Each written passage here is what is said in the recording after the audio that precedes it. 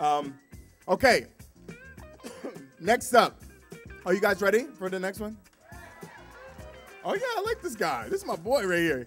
He wore a tie, too. What's up? It's like Malcolm X days all over again. Listen. Hey, on that tip, Malcolm X said, my religion is a natural religion. And the first law of a natural religion is self-preservation. And how do we preserve our community? By elevating the voices of young people. So next up, I'm going to bring a sister who's an Iman community ambassador. She's also a two-time Louder Than a Bomb champion.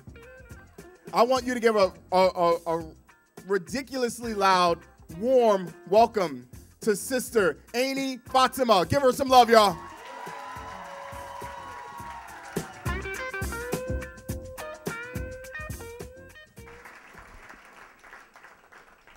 Good evening, everyone. For a while, I didn't really know what to write about, and I thought about writing about being green, but I didn't know how to do that without being cheesy. But something struck me over the past week, and I hope you guys will enjoy it. Ask me about the revolution, and I will say that these borders only exist in our mind. But we convinced ourselves to build these walls within our world.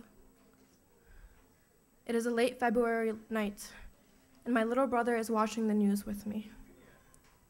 As the broadcast overlooks the city that lights up, I tell him that the lights down there are fireworks, bonfires, fireflies, something pretty. But he doesn't understand why the people are screaming. So I tell him about our family.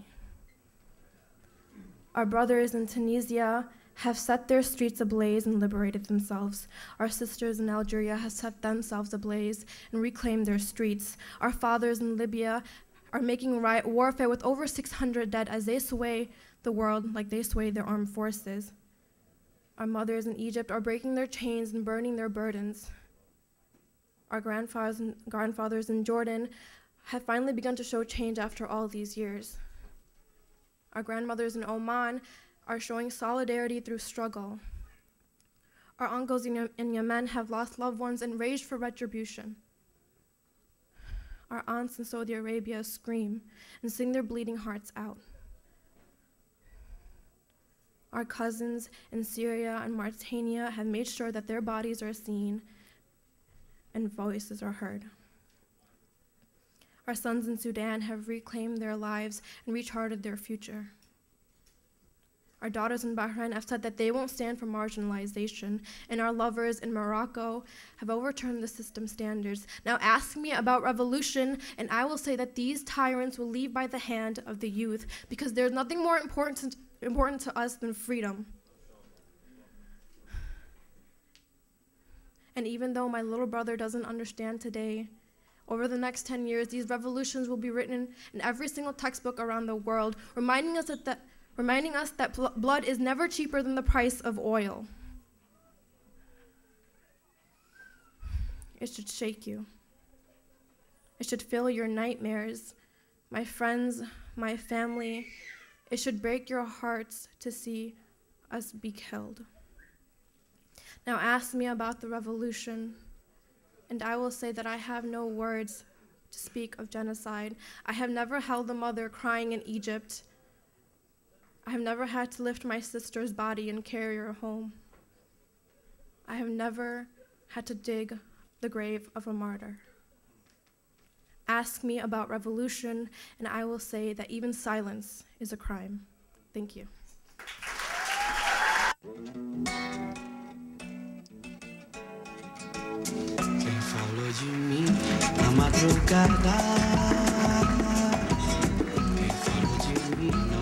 So please give Sister Ainee Fatima another round of applause, y'all.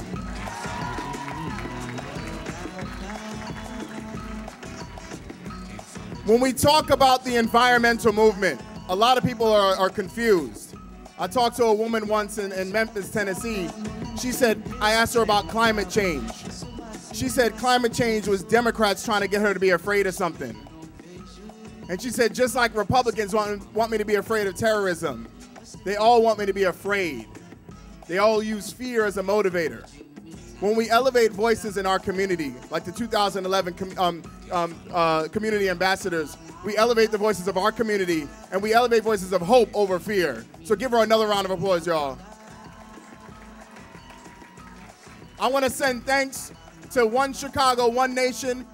Give some shout-outs to the Interfaith Youth Corps. Give them a round of applause, y'all. The Chicago Community Trust. Special thanks to all of them for making this happen.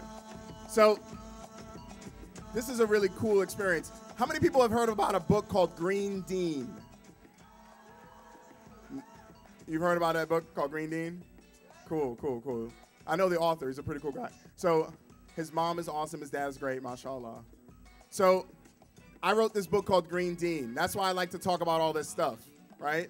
Because this is what I'm obsessed with. Because I think that Muslims, our tradition, the tradition that the Prophet ﷺ has given us, literally is a blueprint for how we can transform the relationship that human beings have to the planet Earth. I really, truly think that our tradition gives us the best blueprint in the world to make this happen. So, as a practical step for your deen, I want you to reread the 40 ahadith tomorrow, the next day. Reread them and re-understand them again. Read them over. And just think about this. Allah gave us 5 prayers in the day. We are the only tradition that has those 5 prayers at that appointed time of the day. We understand the rhythm of the earth in a way that no other people on the planet Earth possibly can. Because we ask Allah for forgiveness in that moment. So just remember that, inshallah, and maintain your prayers. And if you have to pray outside in Chicago, pray outside in Chicago. Okay? When they were building the 9/11 mosque thing and they were all this hoopla, I'm like, we don't need a mosque. We'll just pray in the streets. Just pray outside. Pray anywhere. Inshallah, the earth is a mosque. All right? See, that's what I'm talking about. Okay.